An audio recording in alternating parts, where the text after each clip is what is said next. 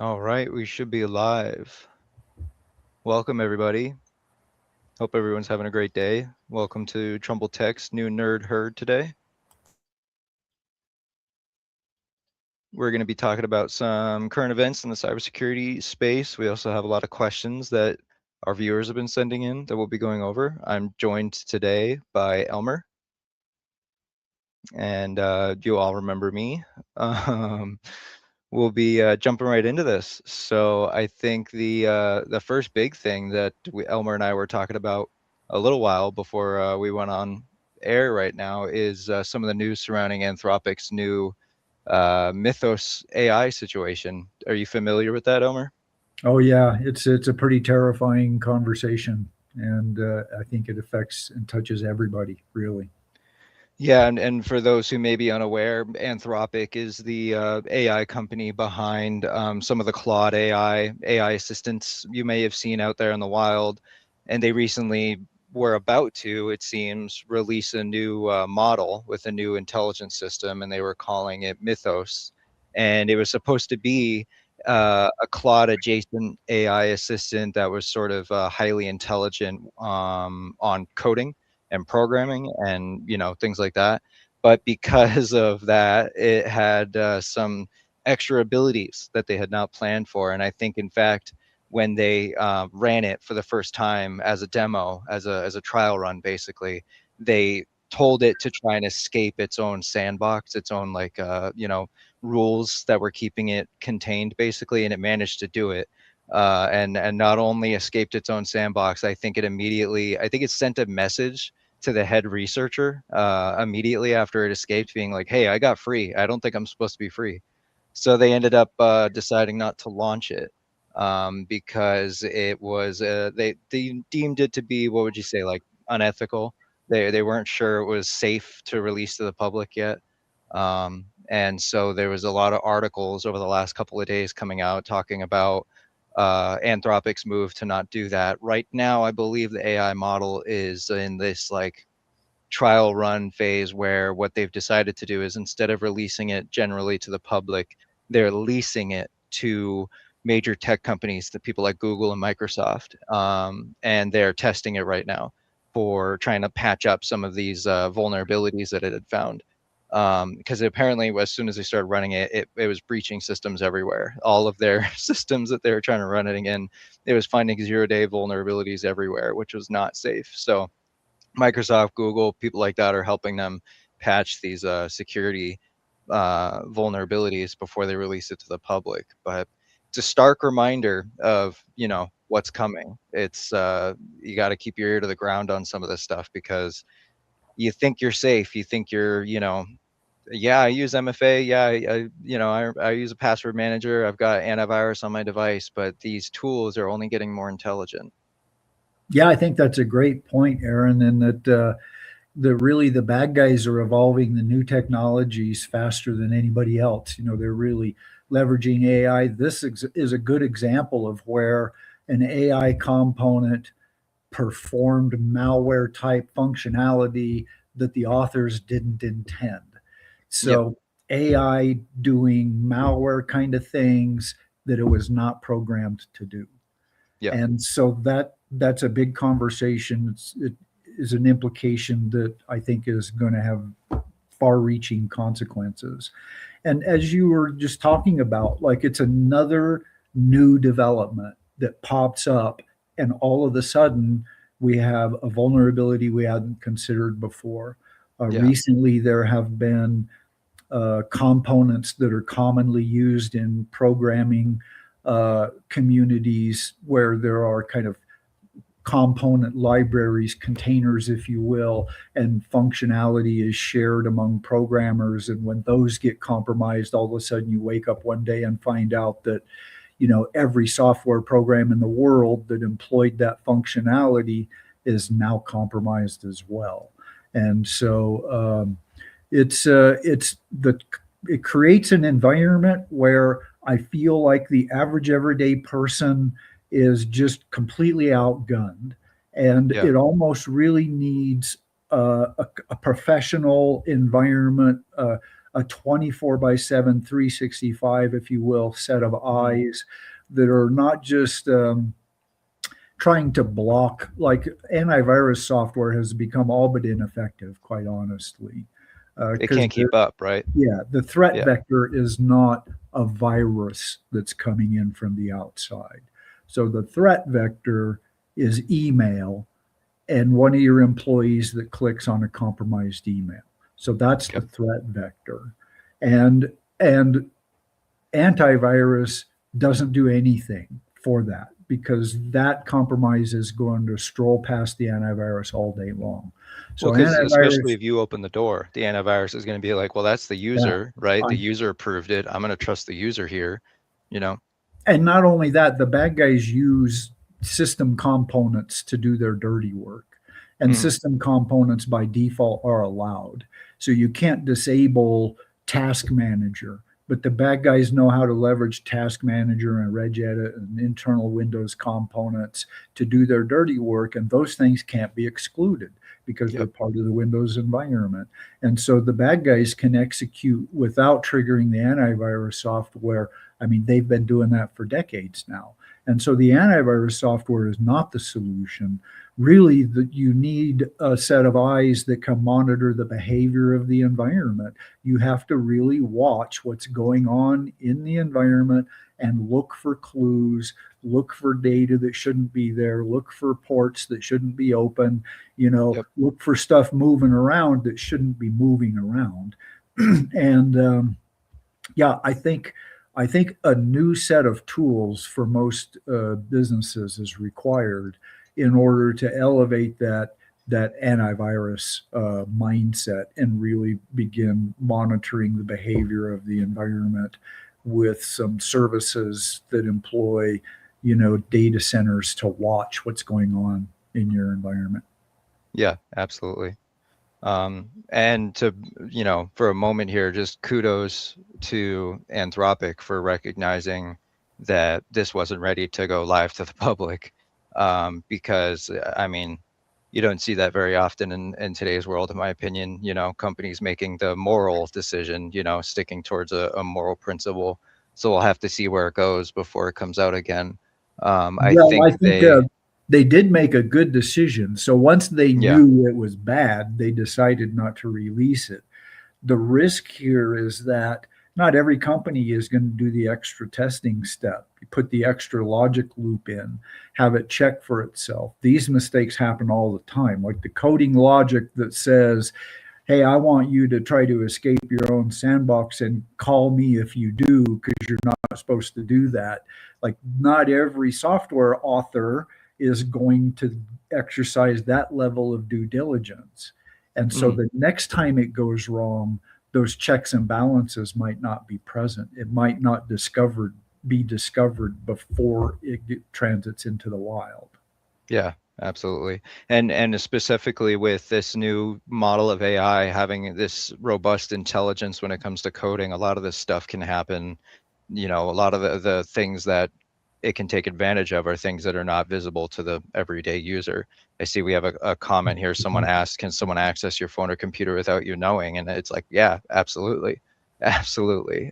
This type of stuff can be done without you seeing. There's root sessions in Windows that are not presented to the user, that aren't the same as what you're doing when you're accessing your work tools and everything on your workstation, that they have, every availability to the tools that are on your computer. They have access to your tasks, they have access to your services in the background without you seeing. And this type of advancements in this new technology only make that easier.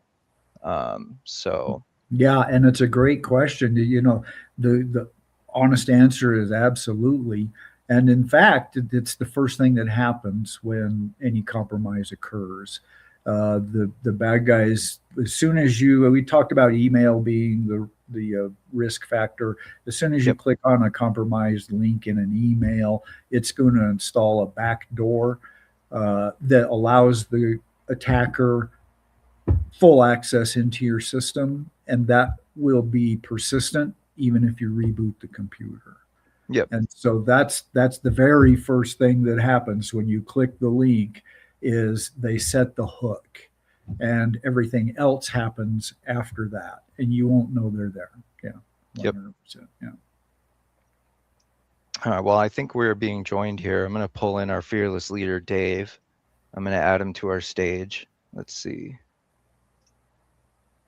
While you're doing that, we Good got morning, another Dave. question that came in, and it Morning, was guys. from a user that asks, "Does turning off Wi-Fi stop hackers?" And I think it's a good question. We did get Dave in here. Dave, do you want to tackle that question? Does turning off Wi-Fi stop Not hackers?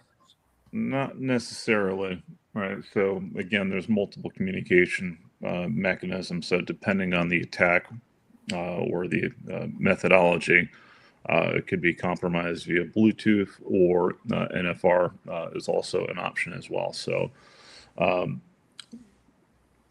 what I would recommend from a Wi-Fi perspective, again, connect only to connections that you are familiar with. All right. So again, public Wi-Fi is insecure by its very nature. I would also recommend, disabling NFR and Bluetooth. And if you're on an Apple device, I would also make sure that your AirDrop settings are reviewed and inspected to prevent access. Or again, I think by default, Apple allows AirDrop to be viewed publicly. So it's always a good idea to double check your settings, especially with some of the latest updates, because they do add additional settings and capabilities, as well as more granular control. So I think Wi-Fi alone is not going to, disabling Wi-Fi alone is not going to give you a secure environment. So I think it's a combination of multiple options. Yeah. Yeah, Yeah, if and I you're think we've spoken connected to to it the before. internet, you're at risk, right? If you're on the internet, Right. you're at risk, whether that's by wire, by wireless, or, at the coffee shop, at work, at home. If you're on the internet, you're at risk. Right. And I would say disabling Wi-Fi is sort of like um, ignoring the problem, right? If you have done something to compromise access to your device in some way, the worst thing you can do is nothing, right? And so it's more about behavior, right, than any sort of settings or things that you can change. The next thing you do if you think you've been compromised is, especially if it's a work device, get in touch with your IT department, reach out, tell us, that's the best thing you can do. Yeah, for sure. So one of the other things I would recommend too, again, if you do happen to have a need from a public Wi-Fi hotspot perspective, look into VPN options. There's several that we use here. One of them is from a vendor called SonicWall. Essentially gives you the capability of routing internet traffic from a public environment over a SSL encrypted tunnel, and you can have that route directly through your office. So again, a little bit more secure from a end-to-end communication perspective. Gives you full control of that tunnel and that traffic, with the ability to add the SonicWall security suite from a scanning and monitoring perspective. So that's always an option that we can assist with. And then one other point on this, I would also just caution anybody just accepting a public charging cable. So if you guys are not familiar with it, they're the cord for either USB-C, Android, or iPhone. There are actually chipsets directly into the connectivity of that controls the speed, it controls the communication between the computer, the phone, and then anything else that it's connected to on the other side, whether that's a computer or just again, a standard power block. Some of those chips have been proven to be compromised. Again, the cost to entry has gotten significantly lower for threat actors to leverage attacks such as this. So essentially, if you don't know who gave you the cord that you were plugging your phone into, or what's on the other side of that, either power outlet or power brick, again, that's another potential compromise. And again, there is so much information that all of us have on our phone that we don't necessarily think of. So whether that's photos, whether that's bank statements, whether that's documents, social security card, et cetera, et cetera. Again, that opens your entire phone to another potential for compromise. There are devices that you can purchase. It would essentially insert itself. You'd attach the cable, one end of the cable to this. It's essentially a data condom for the adapter. I think that's actually what they call it. That's actually a really good metaphor. Yeah, no, that works. But again, it gives you that it blocks the data connection. So again, it ensures that the power from the USB-C or USB cord is essentially transmitted, but it blocks all of the other pins. It's a physical device that essentially prohibits that data connectivity. So again, it gives you that peace of mind from a protection perspective.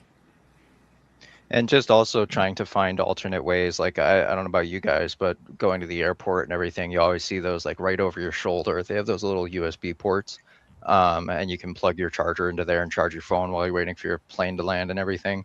Those can be unsafe. I've seen videos where hackers they'll plug their USB cable in as if they're just a regular traveler, pull it out later when they leave, and they've actually left behind a different port inside that little plug that's over your shoulder, that when you plug your phone into it, the next person who does it will actually gain access to your device and you can get some of your information. So avoiding those is probably smart. Correct. And the chip in those cords has essentially been compromised, right? And there's usually a low voltage Bluetooth or Wi-Fi connection. So the computer that's actually in that cable, there's could potentially be somebody nefarious close by siphoning off your data. So again, yes, I would highly recommend not using those, as convenient as they can be. Yep. Well, I got a couple questions that we've got in today, so I'm going to throw one to the team here and we can tackle it. Someone asked, what is cybersecurity awareness training?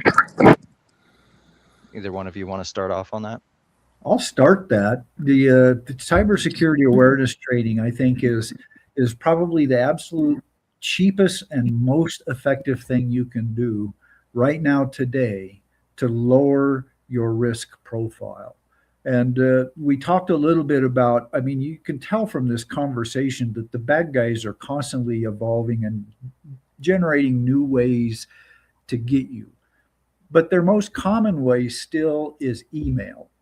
And email is largely a social engineering attack, because they're tricking someone into doing something. And often this person knows, like they know in the back of their mind that viruses come through email and you shouldn't just be clicking every old link, and yet they still click the link. And it's because the bad guys are so good at this that they generate content now that's almost guaranteed to get somebody to respond. And if you think about it in this context, that means that your biggest exposure is every single person who has an email address. Every employee, every vendor, everyone you're in contact with that has an email address is vulnerable to the bad guys taking advantage of them.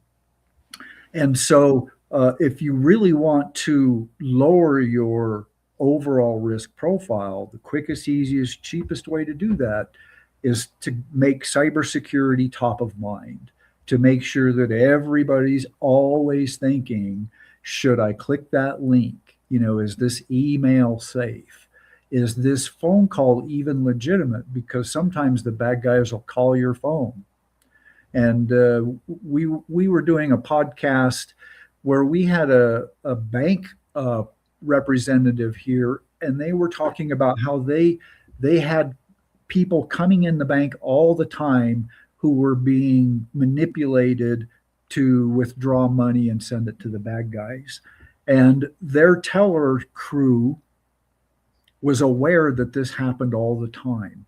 And yet one of their very own tellers fell victim to that very attack. Seeing it every day, dealing with it every day, they still fell victim to that attack. And it's not because they weren't paying attention. It's because they were distracted. It's because the bad guys are experts at manipulating your emotional state and getting you to follow the path they want you to follow. And it's true. Sometimes it's a phone call. Sometimes it's an email.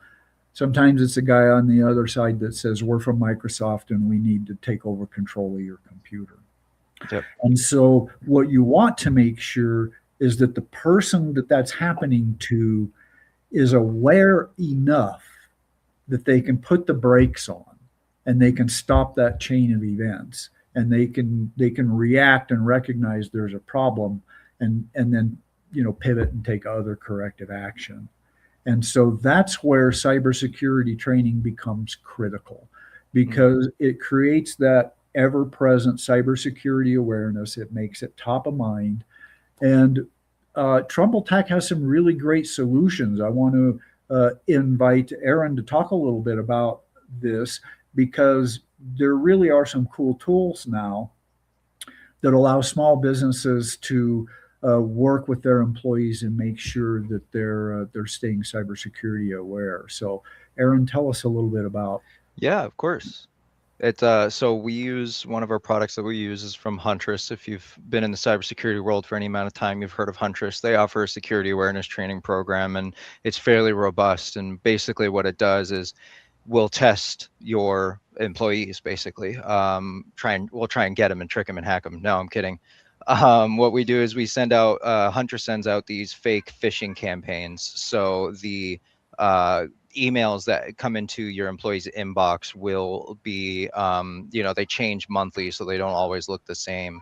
But they will look like a legitimate email, and they'll have a button to press. They'll say probably something about payroll, whatever. You press the button to open the document that you're supposedly being sent, and then Huntress comes up and says, hey, you just got phished, and then it can take all the people that it grabs and actually fishes, and the people that fail, and automatically assign them their training. And then from that point, it's a pretty self-explanatory training program where you can monitor their progress. They're quizzed and tested, and when they complete it, they come out the other end probably being a little embarrassed, which is a side effect of the whole thing, but hopefully also a little bit more security conscious, because it is a real world example. I think one of them that I saw recently, because we tested it on ourselves recently, and it was made to look like an Adobe PDF share. It was like, we're sending you a document that you need to sign, DocuSign, something like that. Click this to open the document, and if you click that, it'd be like, you've just been phished, and confetti would go everywhere. And it's a pretty simple program, but it is also pretty effective. One of the things to keep in mind with things like this is that, like I said, the embarrassment that sometimes your user might feel if they fail this is part of the training exercise, because I think a lot of people tend to think that, well, hey, I'm a smart guy, and maybe they are, but everyone can fall for this stuff. Just because you're a victim to some of this doesn't mean you're stupid, first of all, and just because you're smart, doesn't mean that you're immune. So it's important that we test our people stack, as I've seen some people talk, or our talent stack, rather than our tech stack. We're talking about our actual users themselves. So if you're interested, we recommend that line of products for our security awareness training. It seems to be pretty effective. We like it.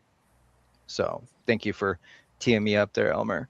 No, I think there is this misconception that IT can build a perfect barrier, that it's possible to just put in a solution stack, as you say, that keeps the bad guys out. And if we've learned anything in the last 20 years, is that it's impossible to keep the bad guys out.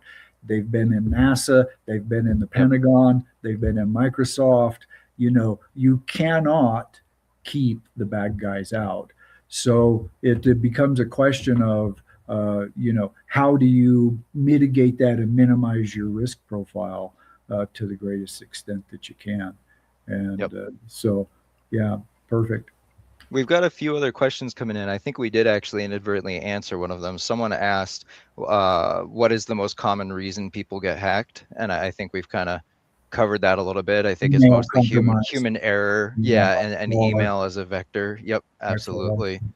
Another question we get here is, Can hackers access your bank account? We've got that. Someone asked that. I don't know, Dave, if you want to answer that. The answer is yes. Yeah. We've seen several incidents specifically around the Intuit, QuickBooks Online. Right? So malicious links or malicious activities surrounding credential stuffing to get into QuickBook accounts. And these threat actors are pretty quick in terms of siphoning off money. It's just a password away, right? Yeah. Access to all your money is just a password away. Yeah. Once that's gone out of the account, there is really not much recourse, that we can take or law enforcement can take. So it's unfortunately a real thing. Again, be very cautious around who's sending links, especially for QuickBooks Online. Make sure you're always going to the source itself, not clicking on a link that you get in an email. Would be the number one recommendation there.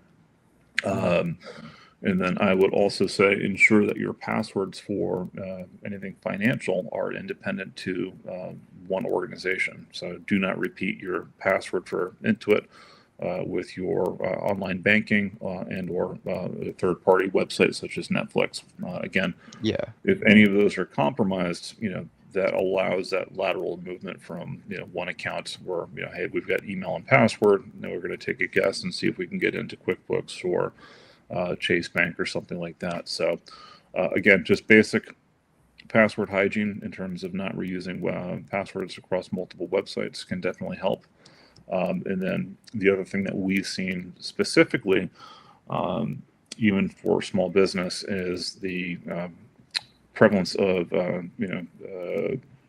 keyloggers.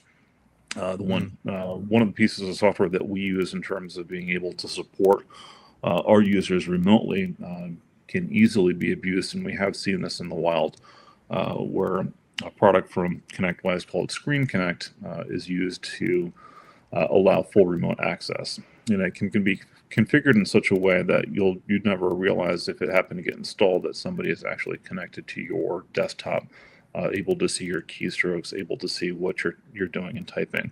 And again, we have seen where specifically use cases where users have been compromised with this, where these threat actors have gained access to financial organizations. So one of the things that we use, again, it's another product from Huntress. It's their EDR solution. This detects and prevents this ransomware, malware, or any type of these rogue Screen Connect type connections. And essentially allows us to alert and remediate those almost in real time. So within minutes of actually installing Huntress and being able to inventory and detect what's on these machines, Huntress can jump in and effectively remediate this.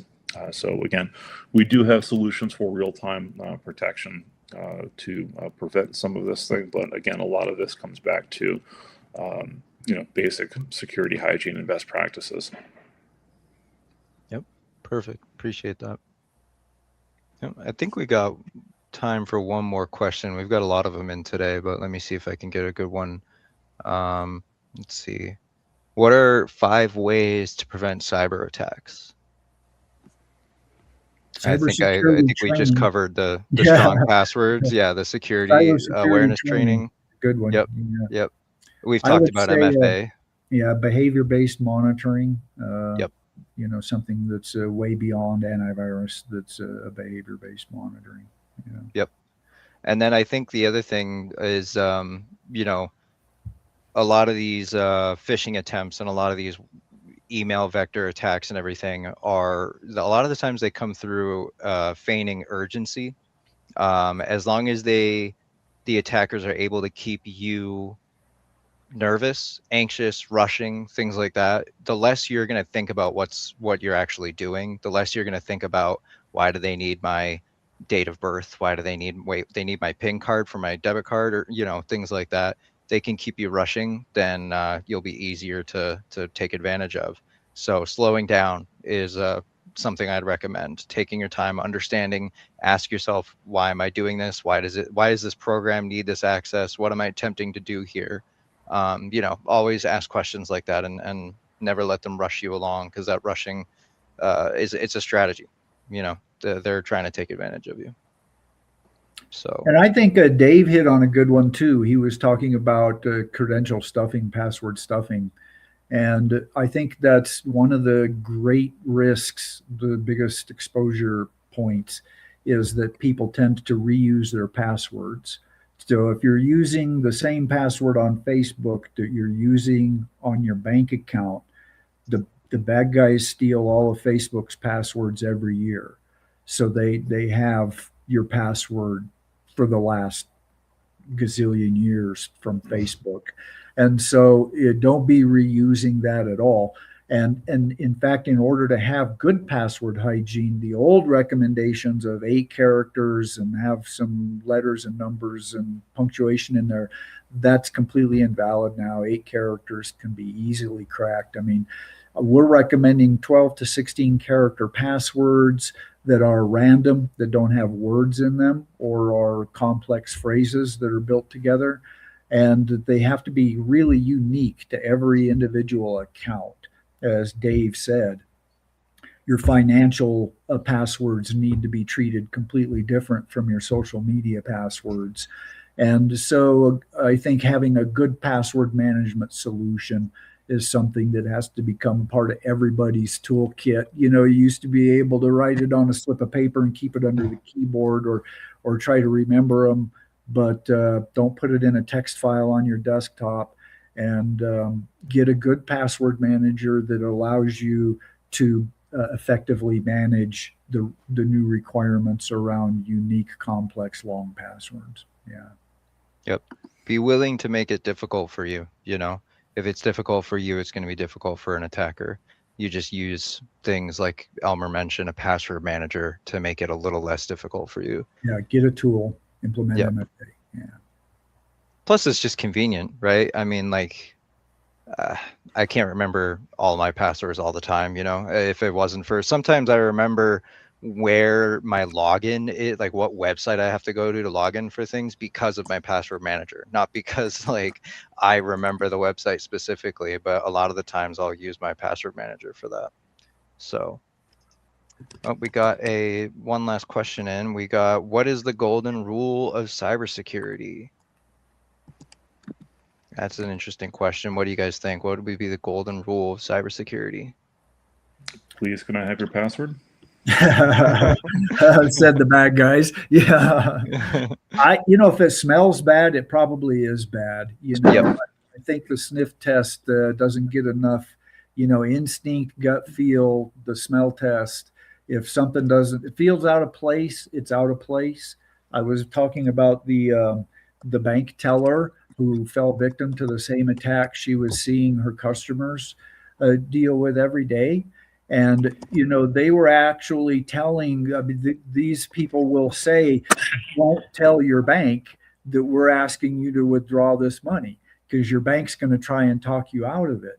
And so something like that should just be an enormous red flag, right? Yep. Why? It doesn't smell right. It doesn't feel right. It doesn't sound right. Why am I being asked to do this? Those kinds of questions are going to be your friend. Yep. Great. All right. Is there anything else anything else you guys want to talk about before we start wrapping this up?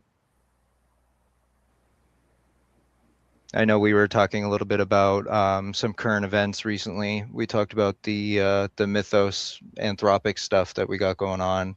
But I know there was a few other things in the news recently, some updates to FCC regulations for routers. We've talked about that recently, but we haven't brought it up here on our podcast. Do you guys want to speak to that at all? I think for our small business audience, one thing I would like to just say is that being aware of kind of some of these things that are going on, some things you're not going to have control over. I mean, some of the attacks and compromises that we've been talking about here, if a programming component gets compromised and that little widget is used in every program out there, the individual is going to be tough hard pressed to do anything with that information and that knowledge. But you can't give up on the cybersecurity fight. Like, I think the answer to this is do as much as you can to protect yourself. The bad guys are advancing rapidly. Unfortunately, they're always the very first to leverage the new technologies because it's an immediate revenue stream for them if they can make it work. But the white hat solutions, the good guy toolkits, have been evolving dramatically as well. And so there are new solutions that are affordable and available to the small and medium sized business that used to require enterprise level budgets to implement. And some of the things we've been talking about, like behavior based monitoring and that kind of thing, are now available and affordable for the small and medium sized marketplace. So if you haven't evaluated your cybersecurity posture, I would just encourage our listening audience to really take a step back, think hard about when was the last time new solutions were implemented? Are you responding to the threat in an adequate way? And how are you managing this ever evolving existential threat to your business? Because this is not a question of it's going to cost me a couple of bucks or I'm going to be down for a week. When breaches happen now, businesses fail because it's often millions of dollars, and the impact to your reputation, to your business, your revenue stream, it will put you out of business. This is an existential question. Yep. So if you get this wrong, it's like failing to pay your taxes. It's going to get you eventually, and it's going to put you out of business. So I just encourage everybody to take that very seriously and make sure you're getting it right. Yep. That's great. Appreciate that sentiment. Yeah, it's like, I don't think many, specifically in small businesses too, but I don't think any company has in their 5-year plan, in the month of July, I'm not going to collect any revenue. Right. They don't plan for that. No business can survive like that. So, and that's the cost that you're looking at with some of these attacks, things like ransomware and other things that can happen. Losing access to that can be devastating for a business. So yes, yeah, take it seriously. Cool. All right, well, I think that about does it. I think we covered all the questions that we saw coming in today. Thank you, Elmer, Dave, for joining me today, joining us, and thank you for all our listeners and viewers from watching. Tune in to our next one. I think we got another new Nerd Herd coming up in about a month in May, and we'll have some new and fun stuff going on there. Maybe some surprises. So keep an eye on this, watch this space, and we'll see you guys next time. Bye all. Thanks all. All right.